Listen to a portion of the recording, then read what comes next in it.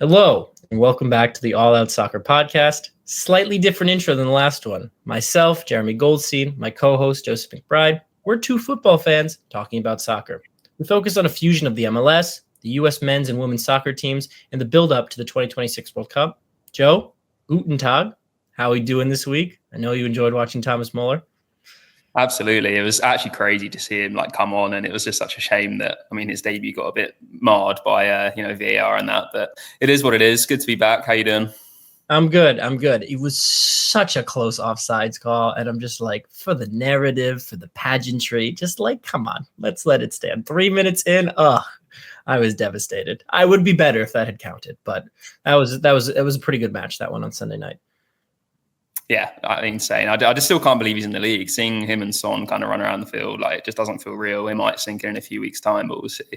It is really surreal. It's like a pinch me moment, and it's just so awesome to get to cover some of the greatest players of our generation. And that nice, easy segue into our intro. Speaking of one of the greatest players of our generation, the greatest player, it was Messi magic once again in Miami as the little magician returned with a pivotal strike for the Herons as they ran out 3-1 victors. Evander proved that the house he once built in Portland is still his with a dramatic victory. That was one of the games of the season, in my opinion. It was the Sun Heung-min show in Los Angeles. The most gentlemanly player I've ever seen. Proved his class with the late assist in a 2-0 LAFC victory. We then discussed top U.S. men's national team players from across Europe to start the season. Of course, all eyes on the 2026 World Cup. Then there's we have to talk about it, some Pulisic Weah chat regarding the U.S. men's national team, old heads versus the new generation. In my opinion, they're both crazy, but we'll get into that in a little bit. Joe, what do you have for us news-wise? Yeah, it's all transfer related. Minnesota United striker Tani Oluwaseyi is being heavily linked with a move to Villarreal in La Liga. There's only 3 days remaining in the transfer window, so it'll be quite unlikely for that to go through unless they find a replacement. Charlotte FC has signed a new striker by the way of Australian forward Archie Goodwin. Only 20 years old, he won the Golden Boot last season in the A-League. 13 goals, was the youngest player to ever do it. He signs on a 3.5-year contract, and they finally brought in a replacement for Patrick Adjiman. Unclear whether he'll start straight away, but definitely one for the future. And a massive one in terms of the US men's national team and the future of Giovanni Reina. He's been stuck at Dortmund, looking to move on this summer. He has now entered advanced talks with Serie A side Parma. I think that'd be a great move for him. They've got a really, really young team. New manager as well, who was the former assistant of Mikel Arteta at Arsenal. Exciting stuff over there, and I think that could be a really, really good move for him. Yeah, I think you just want to see Reina get consistent minutes in any shape or form. He kind of buffed the MLS, but it will be great to see him in a top 5 league playing. You could expect any level of results from him, and I wouldn't be surprised. 20 goal involvements, sure. 1, also sure. What a wild card season for him. But we're going to get started with some MLS action. We're going to look at Miami, who ran out 3-1 victors over the weekend against a KG matchup. It's so great seeing Messi back. It's just the uncertainty of him playing. Is he not playing? What is it? It's just so much better to have him back on the field. And let it be known, they beat a really anemic Los Angeles Galaxy side. Just to give a quick recap of what happened. It was Busquets to Alba late in the first half. Beautiful, beautiful goal to put them up 1-0. Joseph Paintsel, again, the Galaxy continue to struggle, but they have these players who are just capable of these amazing individual moments. Dirty skill, goal in the 59th minute. The Miami defense, once again, on these individual one-on-one moments, caught in transition, whatever it is, continue to struggle, and that will probably continue to be a thorn in their side for the rest of the season. Messi subs on late in the game, in the 84th minute, absolute golazo from outside the box. If anyone remembers his solo goal against Manchester United in the 2011 Champions League final, I was immediately drawn to that, the way he takes on defenders, cuts in with his left, and scores across his body. And then Rodrigo de Paul, the new signing, finds Luis Suarez in the 90th minute, to end his 12-match open play goal streak drought. 3-1 win for Miami, 29 shots to 5 for LAFC. And right after the game, Messi just bolted on out of there. Remember, this is someone who's probably tired. He's older. He's coming off a hamstring injury that's ruled him out the last few weeks, but he walked straight off the pitch when the game ended. He's having a really amazing season. He's already up to almost 30 goal involvements already in under 20 MLS matches this year. He reads the Golden Boot race. He could become the first ever player to win back-to-back MLS MVP awards. If you're giving it to anyone else, I think you're just doing it to give it to someone else. I think Messi is the MVP. Obviously, I know it's annoying, and it's like he shouldn't even be considered in the conversation. He should be in a whole nother category. But he is still the best player in the league. I try to talk about it every week. Is it Dennis Bouanga? Is it Evander? No, it's still Messi. He's the best player in the league. He's still one of the best players in the world, and it's just a treat watching him play every week. Yeah, I mean, you have to give it to who deserves it. So even if it is Messi all the time, you brought that player in for a reason. I did find his walk-off a little bit interesting, though, especially as he'd returned and, the fans had finally seen him, and he had such a good game as well. Didn't kind of stick around. I mean, by we say he left the field, before the game ended, he was waiting by the tunnel. As soon as it went, he was off, like absolutely off. It was quite strange. I mean, if he is hurt still or certainly recovering, he just wanted to go back and get strapped up straight away, you completely get it. But it was quite a strange behavior trait from him, I think. Yeah, it was weird. I'm willing to give him the benefit of the doubt on stuff like that that's not blatantly disrespectful. And I don't think there's anything he's done since his arrival in the MLS that has been just like abhorrently classless so far. I mean, obviously his priorities right now are his family, his little Argentine or ex-Barcelona community he has in Miami. It's totally understandable. Just having him on the pitch consistently is fine, and we don't want to make anything that's not a story into too big of a story. But just interesting to note his body language. I did think the most interesting story out of this, with Miami going on, was a little skirmish between Benjamin Kromanski, the talented U.S. hybrid center / midfielder / winger, with his head coach, Javier Mascherano. I'm just going to read some quotes before the game, what Kromanski told reporters. He said, quote, "I'm frustrated. I want to play. I think the most important thing for me is to be at a very high level, and to get there I need minutes and experience. I played very little in these recent games, and I don't think that's because of my level," perhaps insinuating there's a conflict with his coach. Javier Mascherano very young manager in his career, only coaches kind of in the Argentine national team setup, has no club coaching career, didn't take the bait. Really, really mature answer. Mascherano said, "I understand he likes to play as a central midfielder. I also like to play as a central midfielder, but when I was at Barcelona, I had to play as a center back because otherwise I had no chance to play. The door to my office is always open for anyone who may be mad or doesn't want to play a certain position to come tell me. I haven't heard any complaints face to face. This is professional football. I decide where I think each player can give me their best." I think it's amazing for Miami to have a coach who is willing to put his foot down.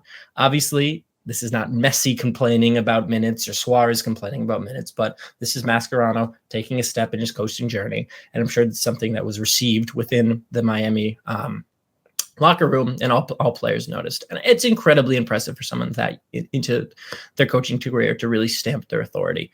And for Kromanski, again, talented player on the fringes of the U.S. men's national team setup, not the best look. And Joe, as you were saying before we started recording, plays in a very talented team, someone who's getting a little big for their boots at age 19. Just an interesting situation, I thought. I don't like it at all. I think Mascherano is completely right. Like if he hasn't spoke to him at all, it's one thing if a player tries to get through to a coach and isn't getting anywhere and he feels like he has to, go that route, even though it's disrespectful. But if it's true that he hasn't spoken to him at all, that's such a bad look. I mean, he's 20 years old, like we were saying. And with the signing of DePaul, when everyone's fit, 5 of those outfield places are locked. So he's getting in one of the other 5 positions, no matter what.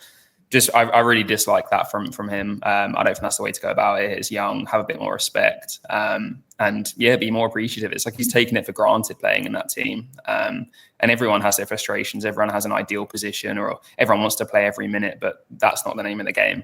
So disappointed to hear that, but hopefully he can overcome this.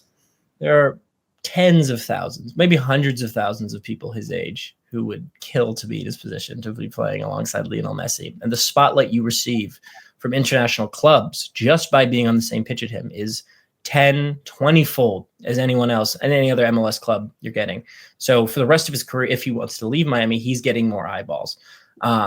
It's probably frustrating to not get minutes when you thought you were a ascending player, but you can make the most of the minutes you have, especially at your age. There's not a ton of 20-year-olds playing the MLS except the top most talented players. Just a situation to monitor going forward. Joe, I'm going to pass it on to you for a conversation about this wacky game in Portland versus Cincinnati that was goals galore in the first half. And then in the second half, looked like all of a sudden I was watching, I hate to say it, I was watching a bus. It was the best game of the weekend for me, if not one of the best games of the season. It just had everything. Even before it, Evander returning home. How was he going to be received by the fans? How was he going to respond to them?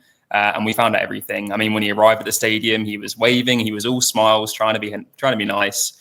Fans didn't take too kindly to his return. Still quite angry with his sale, and obviously the fact that they signed Luciano Acosta.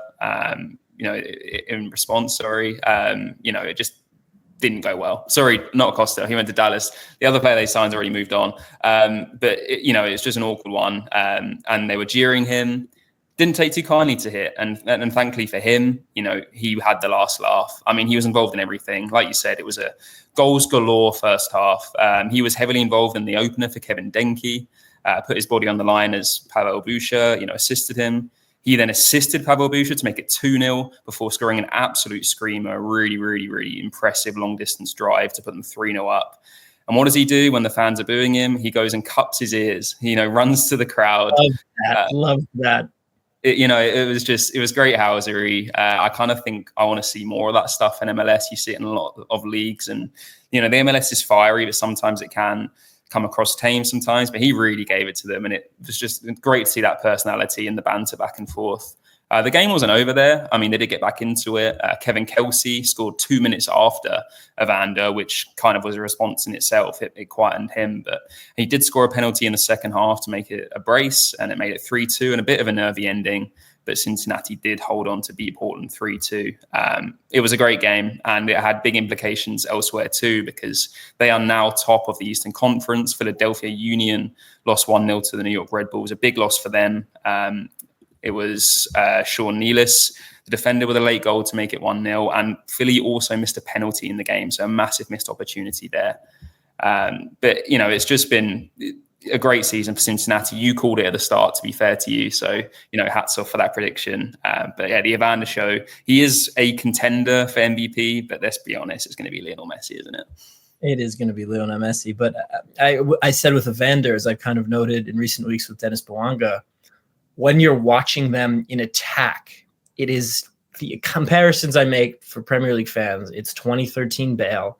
It's 2016 Dimitri Payet. It's the entire attack so single-handedly flows through one player. And you don't really see this in club football in other countries. You see this in international football when a team is built around one player, but you just don't see this at the club level. I thought it was big for Cincinnati to have Kevin Denke return. Obviously, one of the most expensive signings of last winter. He's going to be a really, really important player. But Cincinnati, who I don't think have played that well this year, are atop the East. Just going to give a quick little read through. 27 matches. They're on 52 points. Philadelphia also on 27 played, 51, ahead of Nashville and Orlando, both on 47 with 27 matches played. And then lurking behind them is Inter Miami. Now, they're only on 45 points, but they have 3 games in hand over their opponents. If they were to win out, they would go top of the East. Inter Miami, obviously last week, got absolutely destroyed by Orlando 4-1. So a bit of a Jekyll and Hyde performance. Cincinnati, a little more neutral, but they keep ending up in these one-goal games. And they've been getting the rub of the green most of the season. And when you have a player like Evander, that is going to make the difference. But I don't know if it's a sustainable option. I'm sure we're going to be talking about this congested race as the season looks ahead. We're going to very quickly move out west just for our last little game recap so far and talk about LAFC. 2-0 victors over New England towards the bottom of the Eastern Conference. This was a really fun game. I have a lot of fun watching LAFC. This was always a transitional side. And earlier they were stuck with 38, 39-year-old Olivier Giroud up front. Now they have Heung-min Son, who I thought throughout the game has showed energy. He showed skill. You'd have no idea. This is not a typical 30-something-year-old ex-Premier League player coming to the MLS in their 30s. This is someone who is still a very athletic man in the middle of his career with a lot to show. Marky Delgado scored the 51st minute with a cool straight past New England Revolution goalkeeper Matt Turner. Son was denied a goal in the 92nd minute, which would have been his first with the club. And then he had a chance to score his first in the 93rd minute, but he very, very coolly passed to Matthew Chouanier for the assist to wrap up a 2-0 victory. Wasn't an overly dominant performance. It was pretty even. I thought the LAFC defense looked pretty strong, limited the Revolution to just 0.05 XG to 1.43 for the Galaxy. But it was the Heung-min Son show. He's popular. That was the most viewed game on YouTube amongst MLS highlights. I'm sure the ratings will come in soon, and they will corroborate that this was the same amongst MLS fans. It's just so cool having him in this league. It is like I had to pinch myself and be like, I'm watching an MLS game right now, and this is one of the best players in the world, full stop. Obviously, he's regressed a little bit at Tottenham, but what a joy. What a joy. Yeah, and I mean, lots of people made a big point, and rightly so, of him passing it. You know, he could have had a goal and had that huge moment. That is what Heung-min Son is all about. That's what he's been like in Germany, at both Hamburg and Bayer Leverkusen. That's what he was like at Tottenham for his whole career there. He is just the most selfless player. He's obviously a huge star, which is why he has such a big fan base too. But I feel like, maybe unless you're an Arsenal fan that doesn't like Tottenham, but I feel like he's one of those players that you just can't hate. And it's also been displayed this week when, the LAFC's president, John Thornton, has said that the jersey sales for Heung-min Son has outsold Lionel Messi. Basically, since he signed, he's given the data over via TalkSport. This was Heung-min Son's jersey is the most sold jersey in all of sports. So outdoing the likes of obviously Messi, LeBron James, Patrick Mahomes, any of that kind of, category. Son is number one right now. And, they've been sold out of the black and gold shirts. There are still some white ones in stock, but Son jerseys are everywhere. Those black and gold shirts are nice. I must say those are really nice. And hopefully those one will be going on the wall in the coming weeks. Just to give a little quick primer on his stats and what he did.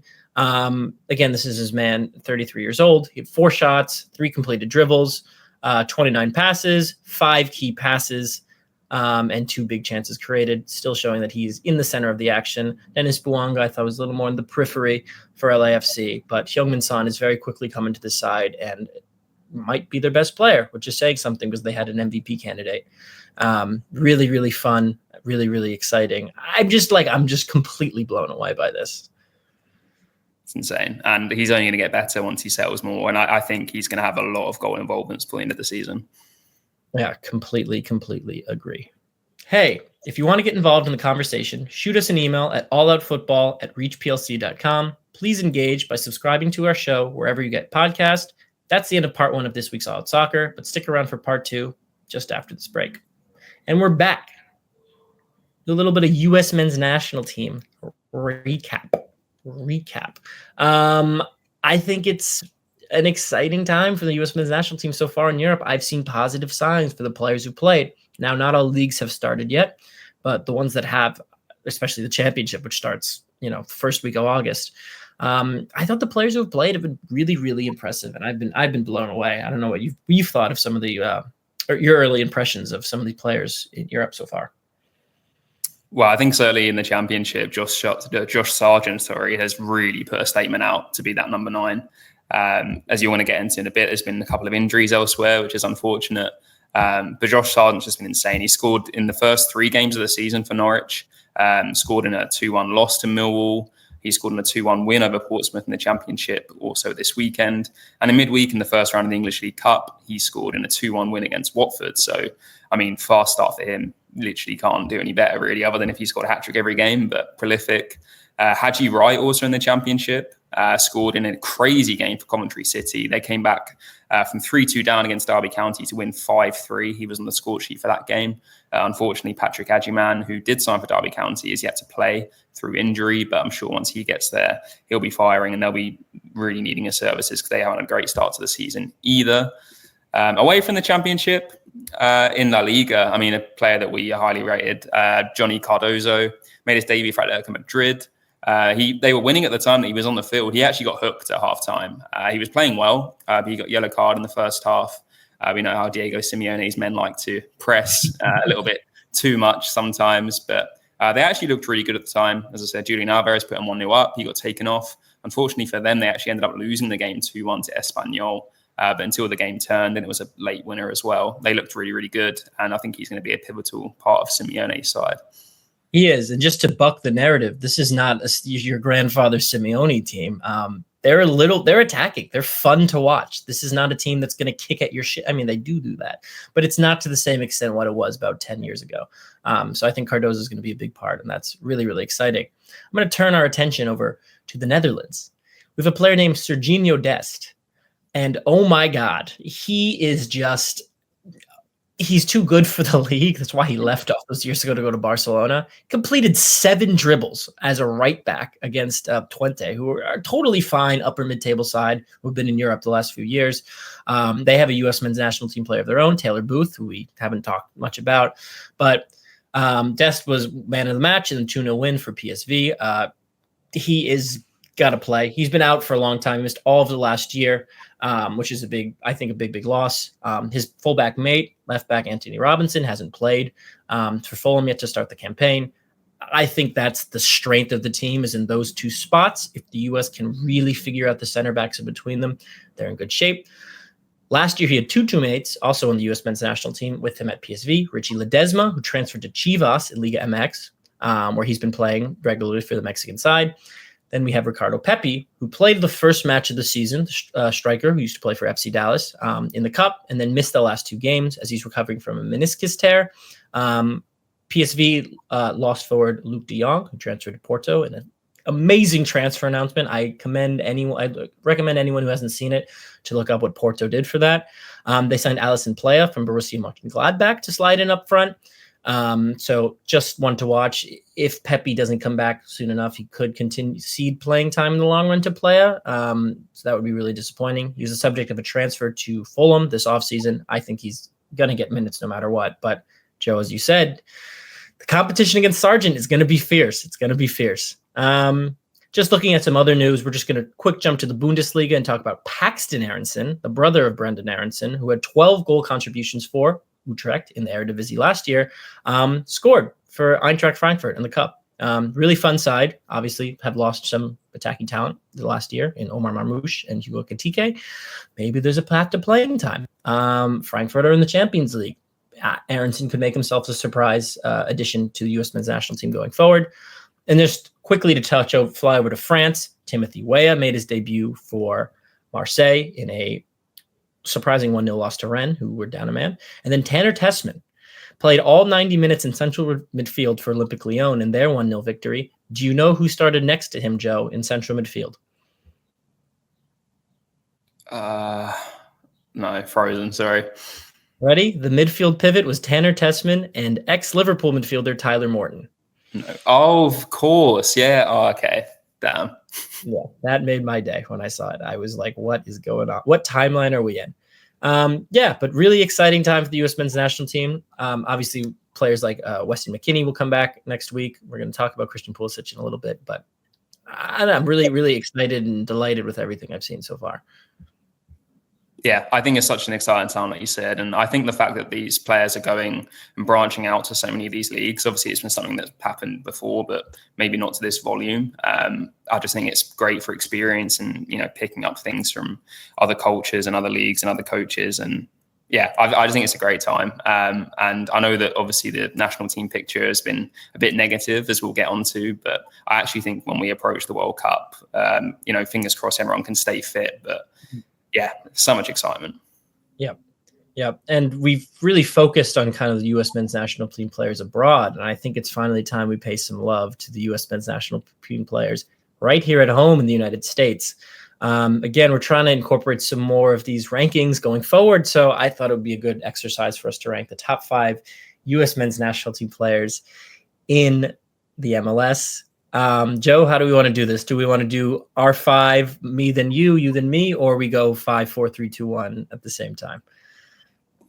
We'll count down together. Why not? Make it more controversial. Okay. At 5, I had to put a defender in, and I put my defender in there. Who is it? Tristan Blackman of the Vancouver Whitecaps. Okay, how about that? I haven't got a single defender in mind, but yeah, carry on. I wanted a defender. I had 4 highlighted: Blackman, Jack Elliott, now on the Chicago Fire, formerly of the Philadelphia Union. Miles Robinson on FC Cincinnati. And Maxi Arfston on Nashville, obviously, who was the breakout star for the U.S. men's national team at the Gold Cup. Blackman is the big figure in the second best defense in the MLS, which was, not always been the case in the Vancouver recently, but I think he's one of the best players in the league. Obviously, commanding presence, really good on one-on-ones. Scored some pretty good goals this year, even in the Champions Cup. So, and also Jackson Regan, let me include as another honorable mention for that defender spot. Who did you have at number 5? Yeah, I just want to say Blackman, great shout. I'd say out of the defenders, he's the one I rate the highest. And yeah, he was Defensive Player of the Year candidate. Maybe still is, but maybe not anymore with Vancouver. But yeah, I've gone with someone that scored a massive goal for Chicago at the weekend. It was the winner against St. Louis. I've gone for midfielder Brian Gutierrez. I think he's really good young player. All my players in this are young stars, but yeah, I really like him a lot. I think the way he moves the ball is really impressive. He's got a great eye for goal, decent pass to everything you want going forward, and one of those players that doesn't like to hold on to it too long. He's constantly trying to move it forward, so I like that a lot. That's a great shout. I had him in my honorable mentions. I would love to do a statistical deep dive, profile him and whatever, but whenever you watch his Fire game, it's hard not to miss Gutierrez. I really like that. Moving on to number 4, I'll give you the honors this time. Another midfielder, a bit more defensive, but he's played quite a lot recently for the US team, and I think he's solid. Jack McGlynn of Houston now. I just like the way he plays. He's controls the middle of the park quite well, and I think that's an area that, obviously there's the likes of Weston McKennie and Tyler Adams, but I feel like he can really add depth to that position. Jack McGlynn did not make my list. He was right there. He was the 6th player that I left out. Obviously came through more of the defensive midfielder, and he's been kind of playing as a right center midfield, like right wing, as like hybrid attacking 8, both for the U.S. men's national team and for his new side, Houston, this year. Really fun player, more goal involvements. Just wasn't enough. My player at number 4 is a little more creative than him, and while I don't think currently he's the 4th best U.S. men's national team player in the MLS, this is one I hope for the future. It's Quinn Sullivan. You might have him higher up your list, as what I'm guessing from the smirk on your face. You don't have Quinn Sullivan at all? He was my honorable mention. I just like McGlynn a little bit more. Okay. You said when you had 6, was that the 6th? That was the 6th, yeah. Okay, that's totally fine. I was literally between the two of them for this spot. He already has 9 goal contributions this season. His left foot is just really, really special. I think I'm expecting big things from him, and I think he's going to have some big moments for Philadelphia in the playoffs that are really going to cement his status in this top 5. So for 3, I have another kind of hybrid attacking midfield player / winger / type. It's Diego Luna. I wonder where I would hope you have him in your list. I have him at number 3. Really good player, already up to 10 goal involvements. He's matched his 8 goal tally from last season. He's by far the best player on the Real Salt Lake side. And he wasn't the breakout player for the U.S. men's national team at the Gold Cup. He was just the best player and established himself as the best player of like this MLS contingent. I think there's 2 players who are just better than him currently, but I have him at number 3. Yeah, mine is another midfielder, Vancouver. Sebastian Berhalter for me. I think he's a very good player. I know it's maybe a controversial take there, but well, I like midfielders. I have a lot of respect for how they play, and I think he's really, really stepped up a gear this season. Very capable, and has been a really kind of unsung hero in that Vancouver side. They haven't had maybe the marquee stars that other teams have had, but I think he's been a really, really crucial part of it that's maybe gone a bit under the radar. If you're Seb Berhalter, do you stay in the MLS or do you go abroad? What's your take? Or, I mean, again, best hope for getting minutes at the 2026 World Cup. What would you do? I definitely wouldn't move until the World Cup now. I think he's kind of made his choice. Jan? Yeah, I think it depends. I mean, it depends where he is in terms of the picture at that point. I'm sure he'll know they've got friendly games in September. I think a couple more after that before the Christmas period too. But it can be risky if he moves and then suddenly doesn't get any minutes from February onwards, where he could do in MLS. We'll see. But second, who will probably reveal who my number 1 is here, another Vancouver player, is Brian White. As much as his stats have been skewed a little bit this season, obviously with the 4 goals in one game. But I just think he's been very, very prolific in the last couple of years. Isn't, in my opinion, going to be the starting striker, but I think he's got a lot of great ability, and I think he'd be a very good player to be in a World Cup squad, to maybe come off the bench and try and have a magic moment in him. But who knows? He could step on, he could kick on. For me, Sargent's the number 9 right now, or Pepe if he can stay fit. I'm a little concerned. I don't know who your number 1 is, unless your number 1 is who I have at number 2. My number 2 recent transfer was Djordje Mihailovic, who is one of the most underrated players in the league, who we barely talk about on the show. He currently has the most expected assists in the league. He had 21 goal involvements last year. He was obviously stuck in a tough situation earlier this year, but his transfer to Toronto, it's not like the team quality is getting much better, but he kind of has the keys to the kingdom there. I would like to see him more featured in the U.S. men's national team picture. Again, been a mega prospect for a number of years, and it just hasn't been in the spotlight. He's really good. He's like what we were saying. We're projecting Quinn Sullivan, we're projecting Diego Luna. That's where Mihailovic is now. I mean, Luna's very good. I'm just saying that's where Mihailovic is in his prime. He's really a little older. I think he's 24. Is he your number 1? He isn't in my top 5, which is maybe controversial. He hasn't been in the squad since 2023, so I didn't know maybe on the terms and conditions what we were doing. I'm sure he'll get back in there. Yeah. For me, the number 1 was... Have you done your 2? Sorry, that was Mihailovic, right? Yeah. Yeah, for me, it's clear. It is Diego Luna's my number 1. I think he not only is the best American player in MLS, I think of all of those players, he has by far the highest ceiling. Star of the Gold Cup. I just think he's such a good player. The fact that they've managed to, get him to, because he was eligible for a few nations, the fact they've got him to commit, I think is massive for them. And I think he's going to be a really, really big part of the team moving forward. I think he may leave MLS at some point, but yeah, out of all of the players that are currently in MLS, I think he's by far the best player.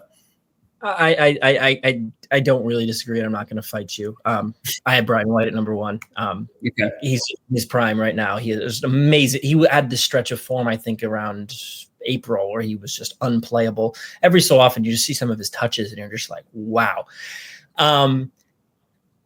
He might just explode with Thomas Muller over the next few weeks, next few months. This is obviously the best player he's ever played with at a club level. I just think Vancouver are just going to be so fun to watch. I wish Jaden Nelson was American. I don't know if you watched him the other day, but oh my God, it's Jeremy Doku in the MLS. It's like literally, it's all I can think of when I watch. He's just like, his dribbling is amazing. Anyway, we're talking about Brian White. Brian White obviously benefits from the players around him, and he will continue to benefit from the players around him. But what do you want in a striker for the U.S. men's national team? Do you want someone to take over the game single-handedly, or do you want a complimentary player with a nice first touch? That's what Brian White is to me. 13 goals already this season. Top U.S. scorer in the MLS so far. All right. That was good. That was a good exercise. I don't mind it. I think we got away from that pretty well in the end. Yeah, I guess we could have clarified. Mihailovic he has at least 10 caps, so I figured he qualifies as someone. I would just like him to come back into the picture. I don't know if moving to Toronto will help that for him, but we will see. I think he's a really deserving candidate, and now he plays for your team, so we'll see. Yeah. One U.S. player who does not play in the national team is a guy named Christian Pulisic. He scored for Milan over the weekend in the Cup, but he's not in the news for that. He's in the news for some comments he made on his show on CBS. Just going to have to read them. I have some of them written. If you have anything else, we can go through it. But sure. He said, quote, "I'd say the most annoying thing, and for me, the biggest cap out of all time is when, especially, all pundits want to say, they didn't want it enough. They didn't have the heart. Back in our day, we would fight and we would die on that field." It's just like whenever we're getting into the connotation of like players leaving it on the line and not fighting for their country, like Pulisic has put an effort. If you watch the 2021, I believe it was the Nations League final or whatever it was against Canada, coming on, that crazy game. He clearly cares. He said he was tired and wanted a break this summer. Look, he gets to moan like a baby on his soapbox because he's a TV show, and like a CBS, who has a partnership with Serie A, wants to promote him. That's why he gets to whine. he just has a bigger platform than a player would have had 20 years ago. And now these ex-players, Landon Donovan, blah, blah, blah, they can go on TV on their stations and moan about the younger players. So it's just this feedback loop of everyone complaining, and nobody wins. Nobody wins. In my opinion, everyone's the loser in this situation. That's my take. Yeah, I'd say that's fair. It's also kind of funny how Donovan and with the US doing their views on Fox, and then Pulisic just hitting back on CBS. It's like a network rivalry as well as everything else. It's just a shame. I think, especially when it's such a big year. I mean, is it that case of any publicity, whether it's bad, is good? I mean, it's certainly getting people talking about the World Cup, if among anything. But in terms of a negative, you don't really want that being hung over the team when they're heading into the biggest tournament since they hosted it in '94. And, an incredible opportunity, and by far the most exciting opportunity that the US has had as a soccer nation ever. But yeah, I was saying to you before this pod recording, this is not an uncommon thing that you see, kind of the alumni take on the current players. Even in the England national team for the Euros, there was a lot of pressure on them to perform and not waste this golden generation. And a lot of the players that were saying that were in the previous golden generation of England that failed to win anything, despite having, and this isn't even biased, the best squad in the world at that point, other than Brazil. Players like Harry Kane basically saying, like, you didn't win anything either, you should be supporting us, not calling us out. It's a similar thing. This one maybe feels a bit more personal and petty, which is entertainment, like I said. But you're not going to, if people like Landon Donovan are calling them out, unless anyone else has a really big view, players like Clint Dempsey, etc., are not going to, they're going to side with their former teammate. And the same thing with this and Pulisic and Timothy Weah and Weston McKennie defending him.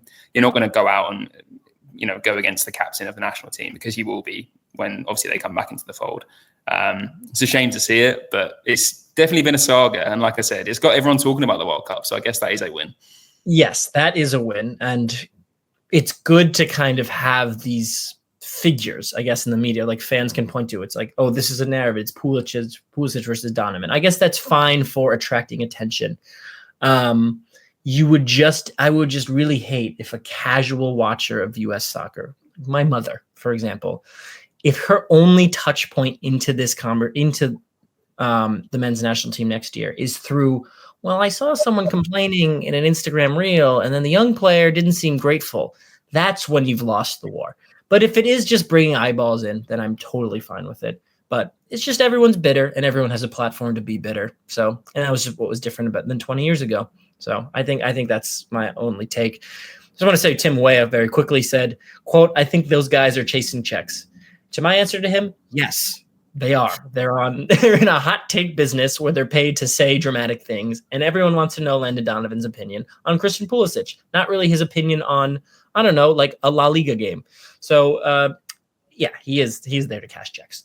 And he gets to cash checks talking about you and Christian Pulisic and every player we've talked about on this show. But yeah, I think we had to talk about this, but it's just a funny, fickle conversation. Yeah, I think it's even more funny that he took a sabbatical himself and then has called him out. But it's a story, it's drama, it's, I think at this point you got to laugh, otherwise you're just going to cry about it. So, like you said, we had to talk about it, but let's leave it there for now, and unless anything else comes out in the next few weeks. No, I fully agree. That just wraps it up for this week's All Out Soccer. He's been Joe McBride. I've been Jeremy Goldstein, and we hope you can join us again on the next episode of All Out Soccer, or as Thomas Muller would say, Auf Wiedersehen. Peace.